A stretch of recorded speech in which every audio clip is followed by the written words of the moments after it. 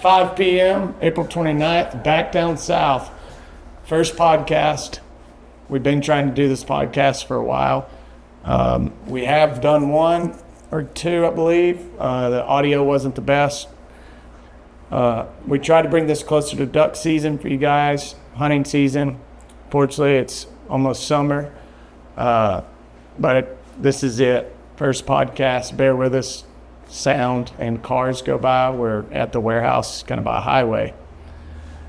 Here, back down to the podcast, got a good buddy of mine, Mason Denson from Tyler, Texas. How are you?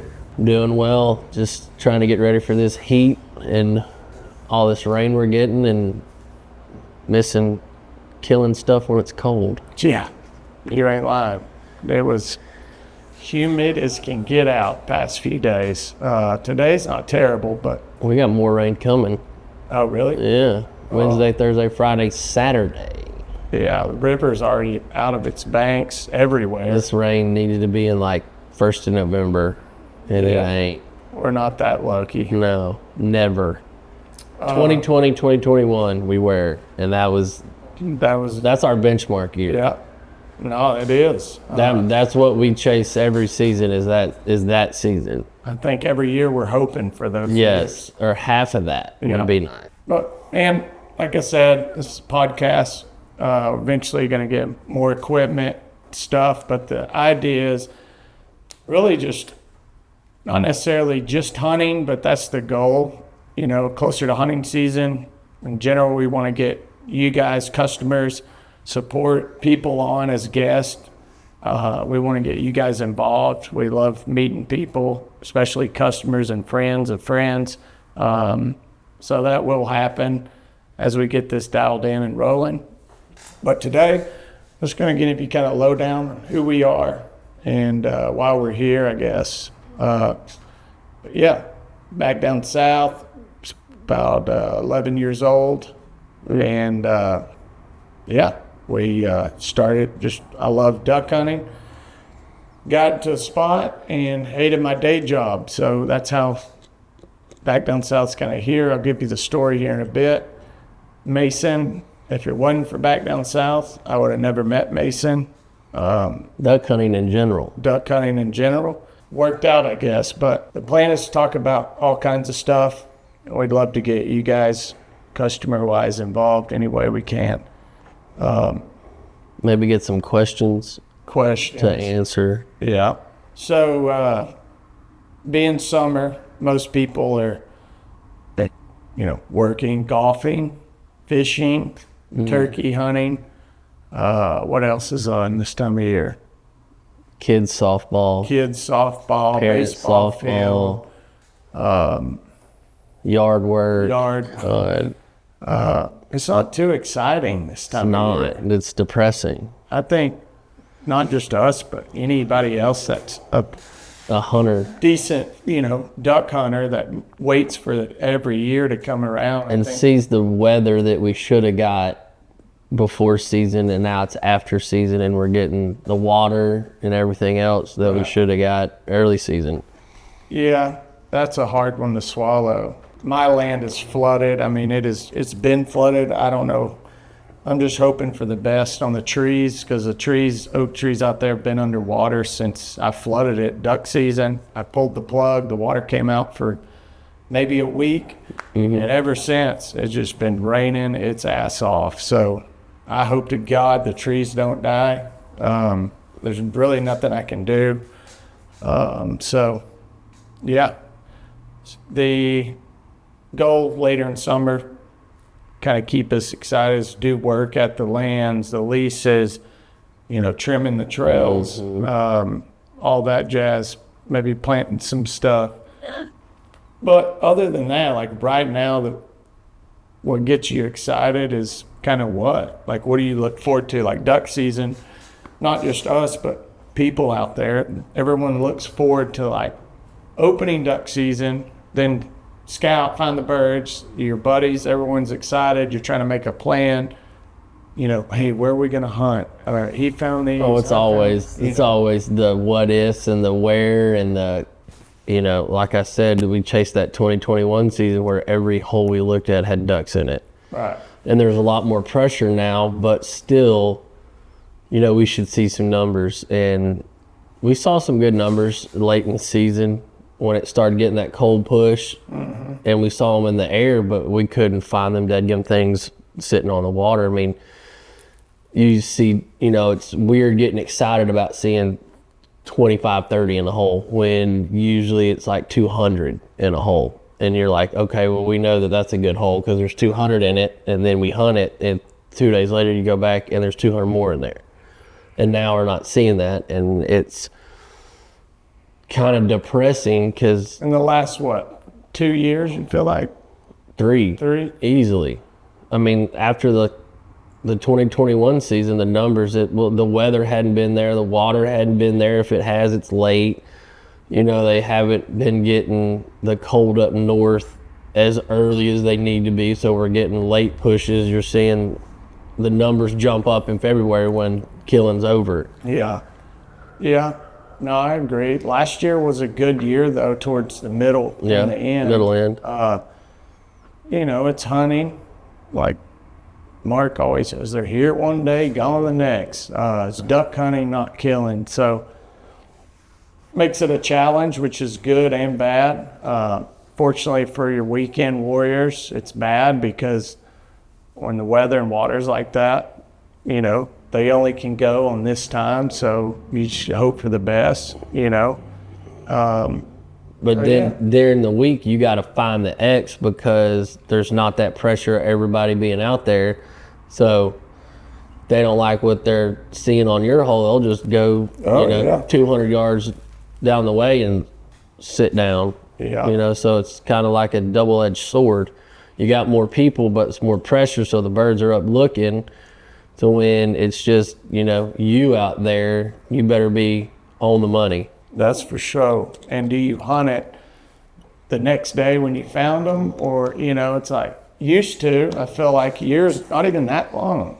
That's what I'm saying. 19, 20, you could find some ducks, public mallards, usually timberish, oxbow, or just real timber, find ducks. And we would literally have 3-4 choices. That is the dead truth. Do we want to hunt this? So today's Thursday. We found the ducks, and several buddies of ours, we all found ducks. We go back to the hotel or eat dinner. All right. We wouldn't even have this. We'd just go look at that one hole. They'd still be in there. And well, the feeling, though, I'm trying to say is like that feeling. You have those 3 or 4 different spots, right? Some people of the group might have found more. This guy found less, but maybe it's a better killing hole. It's a smaller hole. It's an easier hide. How many times have we found ducks? A ton, but where we found a ton, we're on a big hole, but this hole that someone found it was on a small hole, but there was only like 30, like rain hole. Yeah. So it's hard, and like, God, look at all those ducks. You would think, let's go hunt with all those ducks. Right. But that's a key too. Whoever's listening, you kind of learn.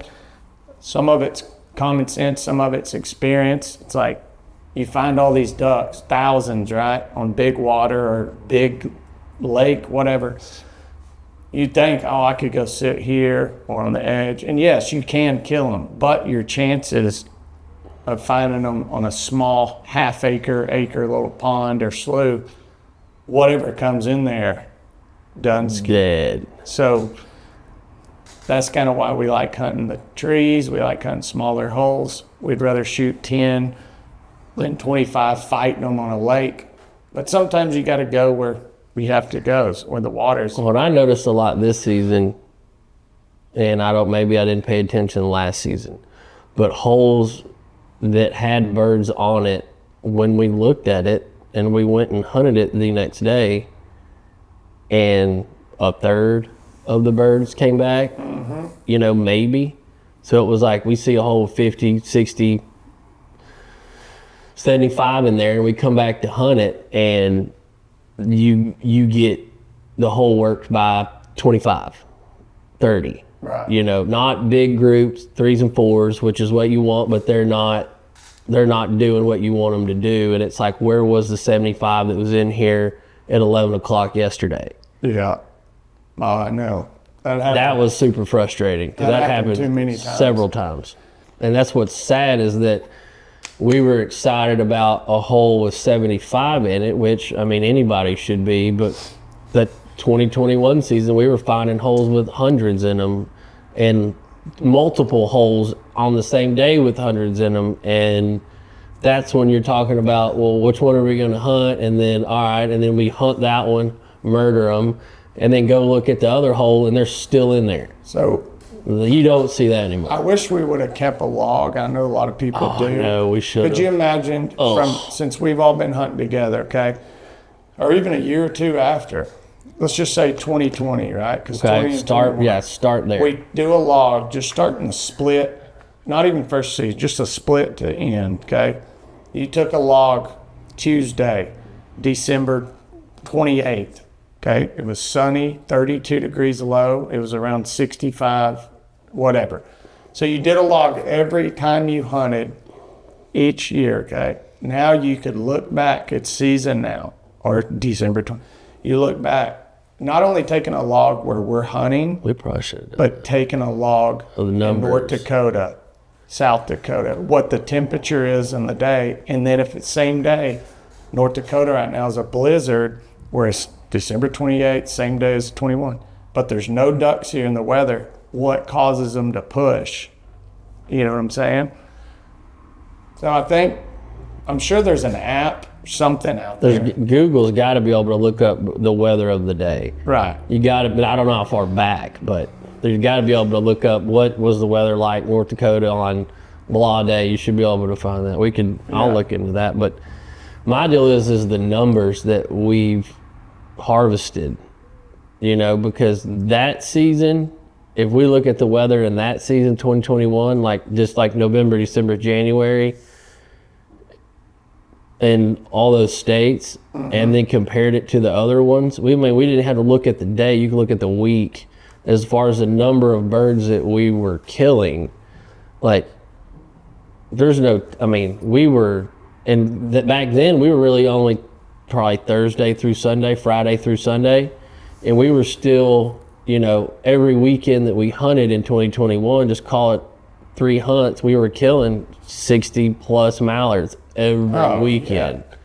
But it'd be nice to know how and why those ducks were here, why at that time, and we won't really know unless we took a log, I feel like. But hell, if you killed them every time, I know, but it's nice when you get to hang them up there. Oh, you ain't lying. It is. All that money and time and effort. Like that, my deal is that one hunt on Pillow where we hunted on the other side, and there was, I think it was all of them, 6 of us, and that last group of 6 came in for our limit, and we killed them all. I thought Landon was just going to swan dive in the water, and Moat too, but that's that's what you chase, because that was last season, I think. No, 2 seasons. We didn't hunt Pillow last 2 seasons ago. Then that was what it was about, because you take it for granted, but 2021 season, for us to kill a 6-man, it was just like we already knew it was going to happen. We were upset if we didn't kill a 6-man. It was like, what happened? Well, something's wrong. We didn't kill a 6-man before 10. What's wrong? On public. What's wrong? It's jam up when you're leaving every Wednesday, Thursday. And every time you leave, almost, I'm not saying every trip, but at least 80% of the trip towards that last month, it was pretty much guaranteed 1 out of 3 or 4 of the days, or 2. My favorite deal was when that season, when we got accused of putting cameras in the holes because somebody saw us at a gas station on Friday evening, and we went in blind to a hole Saturday morning and killed a 6-man by like 10 o'clock. And accused of putting we got accused of putting cameras. This is by the game warden. Yep. We got accused of putting baiting corn, holes. cameras. You know, that they were saying there's no way you are killing these ducks here. We've been scouting and hunted the last 2 weeks and ain't seen a mallard. You know, people had it out for us, I feel like. I mean, they did. And Until about probably last season, they really don't jack with us anymore. but I mean, we just told them, and it's true. I mean, just common sense. It's like, if you have the ability to leave, whether it's work or town or your wife or wherever you're at, and go hunt and meet 4, 5, 6, 7, 8 buddies, and half of us or more have boats and energy and motivation and the drive to go And 100, 120, 150 square mile circle, there's mallards somewhere, and we were going to find them. and we did. And we did. But when the weather plays out, we're like the opposite. People that come into the store, you know, during season, how'd your season, or how's it going, man? It ain't that good. It's too much water. Oh, really? Well, I feel like we like it when there's a lot of water. Well, because we have so many people to cover the ground. Right. That's what, there's not, you know, we got strength in numbers. Anytime you can have, I mean, heck, 4 people, let alone 6 or 7, running the roads and the boats and scouting and looking. Yeah. I mean, you're going to trump 1 or 2 people anytime, but then again, we have knowledge of the land because we've been hunting in the areas that we hunt in for so long that, like, we kind of know where to start, where we're not going blind, but we still find them in new areas every year. So I think, you know, people that just start hunting or haven't been doing it long, or have and don't know the public, you know, respect, it goes in a lot of different ways, but that's what you said. It's like, we know all the holes. Because we've been there. Because we've been there, experienced. We could find 3 holes and know not to hunt Pello because it's not a northwest wind. No. Maybe it's a south wind. We know we need to hunt 500, or we need to hunt whatever hole. You know, so that just takes time, I feel like, and experience hunting those holes. And, you know, it's not easy. It takes a lot of time, effort, and See, and Frank I don't know if you listened to the podcast Frank sent. It was about the hen to Drake ratio. And I mean, we try not to shoot the hens. I know early morning when they come in, you can't see and you pull up, like, that's okay. But coming in when the hen, we did really good this year, not straight up just shooting the heck out of the hens, even on the water or when they're grouped up. Right. Yeah. But I think more people need to listen to that podcast, maybe so much as the outfitters, you know, people that are paying to go kill. I get it, you're paying your money to go kill ducks. But, I mean, when you pull up and you see 12 hens in a pile, that's like, well, that's 12 hens that didn't get to mate. And it was really eye-opening listening to that podcast, because, you know, you don't think about it. You see a hen and a drake come in a hole, just them two, and you smoke that drake. Well, she's got to go find another drake to fly out north with to mate. Well, she might not get up there to do it. So it's like, are the bird numbers down? Obviously they're down. But at the same time, it's all these, I'm not saying it is, but it can't help all these private places that have 100-acre resting areas that's nothing but food, that no pressure with these ducks. Because before, those ducks had to spread out and go find food, but now they got 200 acres, you know, of corn or wheat or whatever to just sit and eat on that aren't getting shot at. So some people can show their people that they got all these ducks. Right. And that's there's no way that is not hurting us. Oh, it's definitely stopping them. Yeah. For sure. Whether they move from weather. I don't know if DU or somebody can put regulations on size of resting area, or you have to put certain pressure on it, or hunt it certain amount of days to get those ducks out of there, because it really is hindering the migration numbers for us public land guys. Like, I get it. You paid all that money and good for you, and that's awesome. I would love to go hunt at that place, you know, but it's like, let the ducks branch out, shoot at them, get them out of there. Yeah. I know you like to look at them, we do too, but You know? Yeah. No, I mean, I'm with you. I think a lot of it too is not just a private rest area. A lot of it's public ground with thousands of acres that these ducks find and hide, and nobody's gone in there to mess with them. They could be there for weeks. Who knows? Especially if there's food or.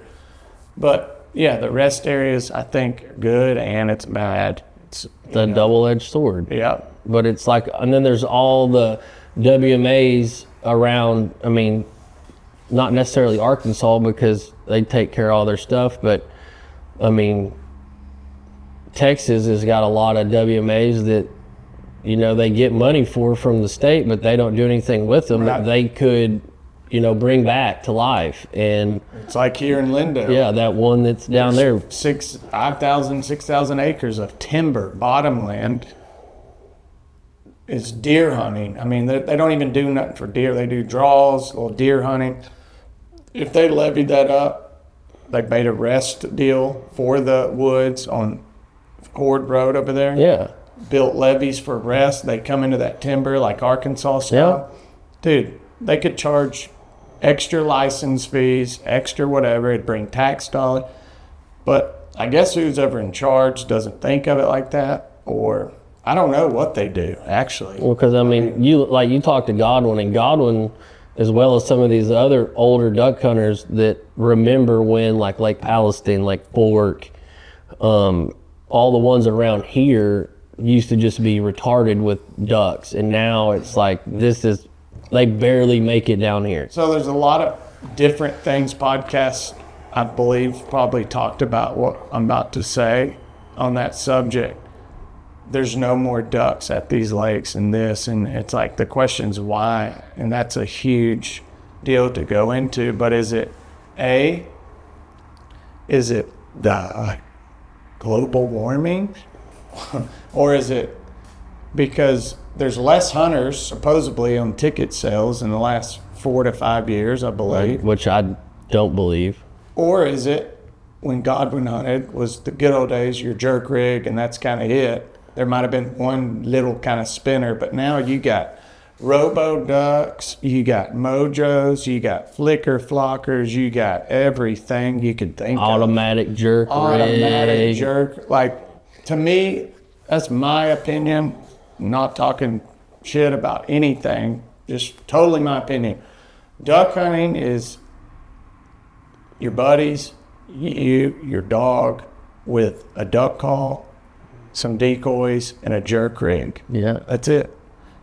Every now and then, a mojo. Yeah. Maybe at first season, First light maybe a cloudy certain day. hole that you're trying to pull them, but all that stuff, you know, people use, that's their deal, but at the same time, it has to make the ducks smarter. Oh, yeah. So in Well, by theory, the time they get down here, they've seen everything from right. Alaska to here. So, yeah, I mean, those spots used to have ducks. Now they don't. They haven't. So wonder why. It's a combination of a lot of things, and weather and food's a lot of it, but also pressure on birds that don't have to migrate further down here because they've got food options that they're not pressured on. Yeah. Because why leave if you're not getting shot at or forced to go? Yeah, they don't have to No. unless there's ice. You So- can't get to it. I mean, I would like to look at the 2021 season weather and all that to where we saw those birds. That was the most amount of birds that I've seen per hole, and the water wasn't crazy by any means. Right. It was probably above a little above normal. average. Yeah. But it's like, what was the weather up there that made it so crazy where we were, like down here? Because it's like we've had if you look at the rain, which we do, like the water level's been that. Maybe not exactly that, but close to it. But the numbers were not even close to what they were then. Yeah. It's not necessarily the pressure of people that make the birds, you know, blow out of those holes. It's just we haven't seen those physical numbers in that area, this area at all. That means we just got to work harder and go other. But How the heck? On that note, how we met was in Arkansas. What year? 2000 and January 16. January of 14. So I just started back down. Yeah, because You I were had in some shirts with me as a year. Maybe I've started back down south. You were at that storage area by Blue Store. Yep, I met you there, and I got there because I was at Rick's on the Square on New Year's, and Billy Campbell was like, I've known him since I was 7. He was my umpire and kept up with me for baseball. And he was like, you want to go on a duck hunt? And I was, because he knew I hunted. And I was like, yeah, where are we going? And he was like, Arkansas. I was like, all right. For how many days? He's like, 9 days. I was like, okay, let's go. And so me and Billy load up. That's when Ben and Can Outdoors was shooting that Sitka pattern for timber, the timber pattern for Sitka. And we loaded up and got there at that little duck camp lodge thing, and in the morning time, like to go to the hunt, and there you were brewing your little Insta coffee on the front of the boat. No, we met that where you're saying, but the first time we met was, I remember exactly. I was taking a nap. Dennis and a guy from Alabama, they went to scout this hole. And Probably Bubba. yeah, and I was outside, and you and Billy pull up. See this tall red-headed dude. Hey, what's up? Da, da, da. We met at that place on the corner. Remember? Yeah. Billy pull up and Yeah, that's right, off the road. drinking at Coors. Yeah. And then we moved cabins to Jed Lamb's. Off that White The River. White River. We stayed the night at his place with Ben, Can Outdoors, Joel, Yep. Dennis, me, you, Billy, some other guys, Bubba. That camera dude from Alaska or something. I don't know, he was huge. Oh yeah, from Seattle. Dude wore a long sleeve t-shirt and a beanie, and it was like 14. Yeah, I was like, thick skin. oh. But that was a good time, man. We hunted, I think, Bayou Meta or somewhere, Yeah. some other place. But I was shooting my old hunt back then, and but one of those hunts, it was the next day. You know, it was the first hunt together. We hunted on the big river, way down there. Remember where the Longbow ride. Yeah, It was longbow deep. ride. It was cold, and we're hunting there. We had some ducks, nothing crazy. I'm on a tree, and Mason has his tree. And anyways, kind of got slow for a minute. I walk away. It always happens. Keep in mind, I didn't know this guy, but 12 hours, if that. And it was slow, right? We're waiting on mallards. I walk over there shooting the shit with him, and sure enough, hey, right here. And I look, and there's like 15, 20 mallards just about to cup right in. I'm like, damn it, I don't like my gun. And here they fall. Hey, here, man, shoot mine. And he handed me his gun, and I always tell him about it. I said, after that, I was like, man, I think we'll be all right together. And anyways, that was a cool moment. You know, feel like they're decent friend, at least if you don't shoot any ducks, finally they come in and they're like, hey, don't worry about it, just shoot mine at them. Okay, so yeah, that was awesome. But I won't forget that part. But, well, man, on the hunting, I can't wait to keep talking, but fortunately we got a little while. Gabe can give you the exact days. I think it's like 204. something. Too damn long. Yeah. But, you know, there's times that we started hunting together, you know. Talking about boats, have you ever fell out of a boat?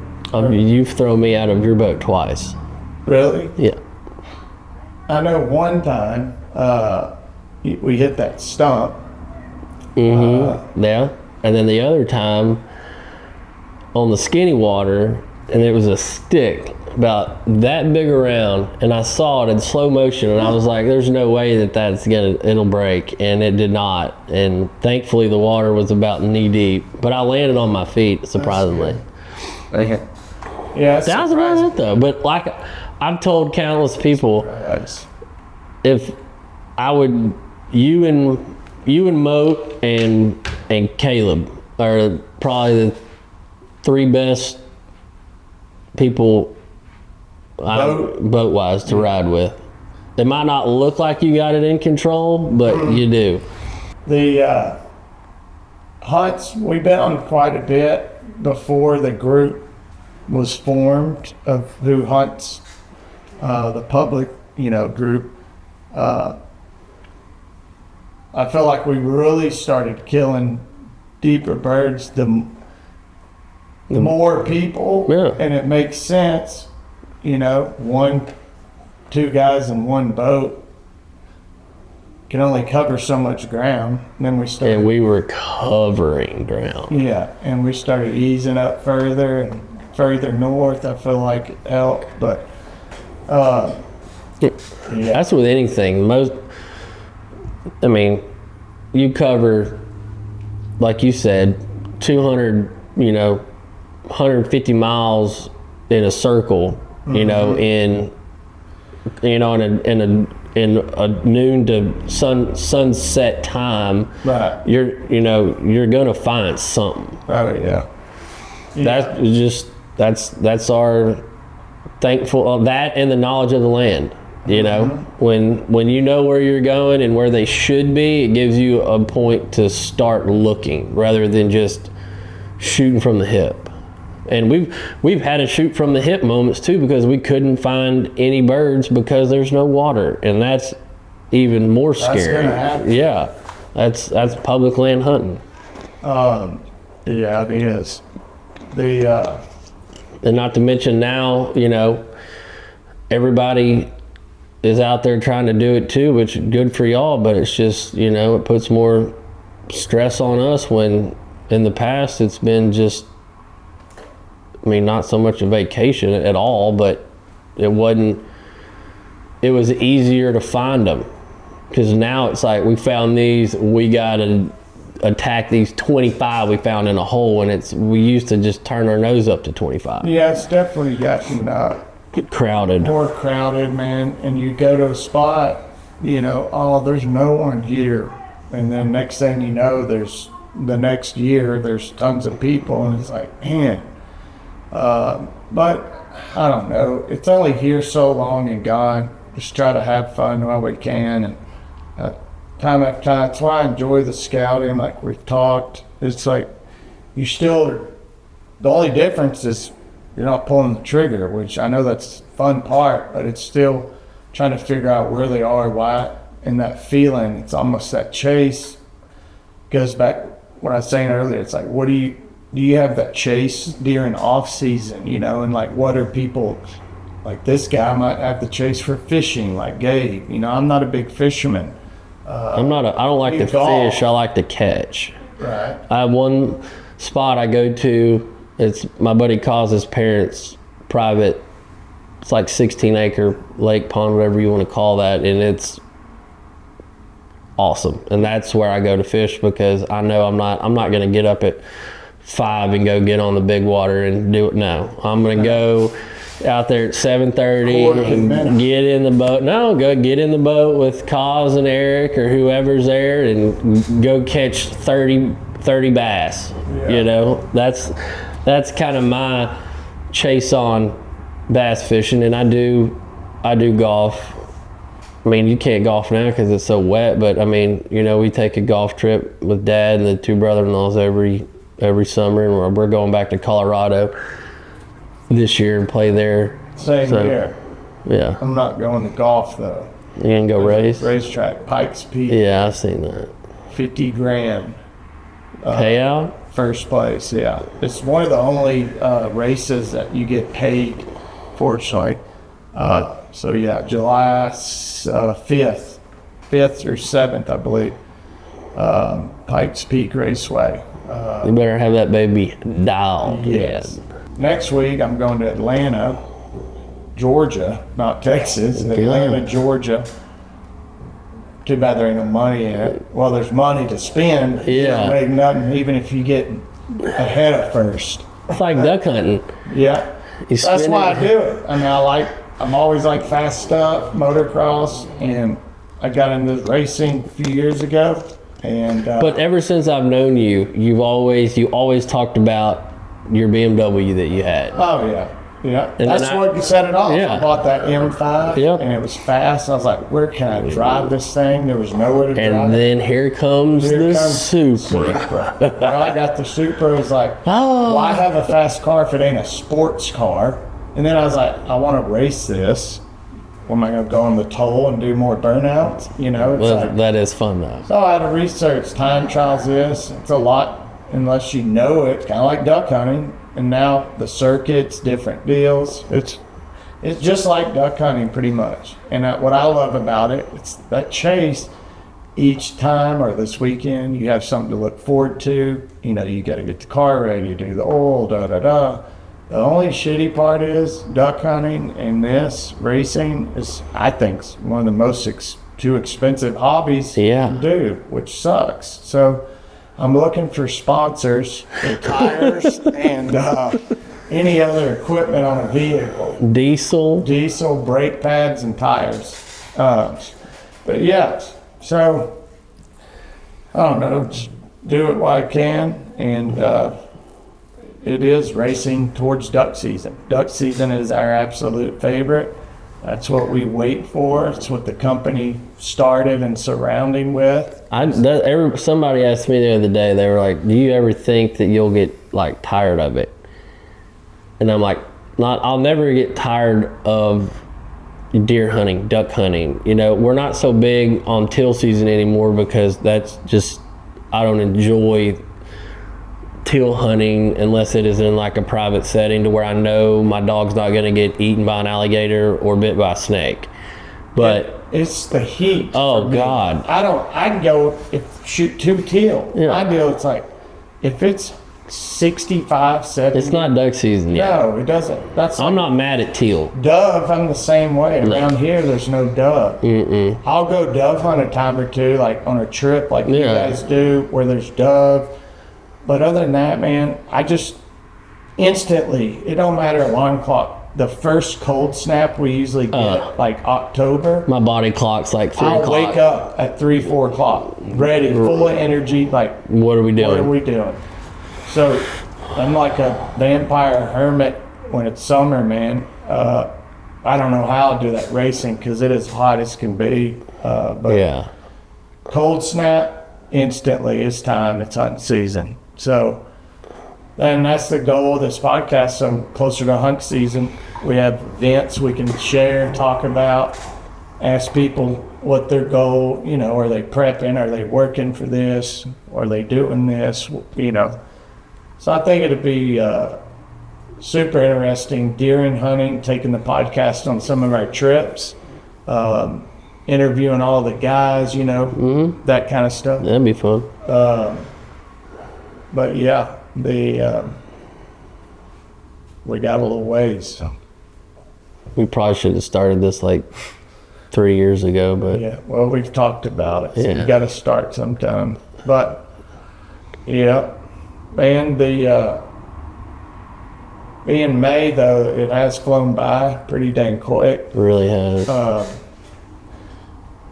Any of you guys, Lindell, Tyler, want to come to the store? Maybe we have a podcast going. We'd love to talk with you on it. And in the future, we should be doing more of these. Our plan is to.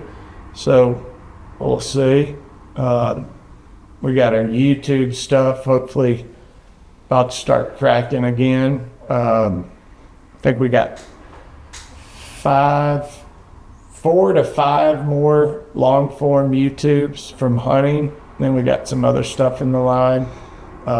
If we would have had a full-time camera guy 2021 season, we would have broke the internet. Yeah. We would have been all kinds of accused of stuff if that was the case. They would have said that it was fake. Yeah. Because we just posting every now and then stories, some posts. Could you imagine the long form content? But would we have shot them with the camera there? I don't know. It's like every time the camera's there, where'd the ducks go? Put the camera up, here they Bada go. boom. But, man, I'm going to just tell everyone, some people ask, before. How did you start? There's younger guys, some other ones ask me questions on Insta about clothing. They want to start a clothing. I don't have that. It's not as easy, but just kind of, why me and you're here. I told them how we met. But back down south starting, I didn't know what I was doing starting it.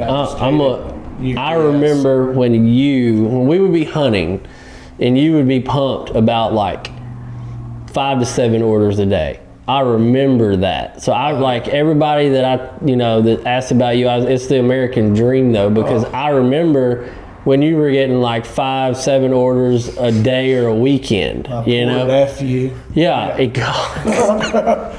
And so I'm saying, and now, 9 years later, look at you, But really, what's crazy, it wasn't that long ago. You're talking On Saturday. 4 years ago, maybe? No, it was 5?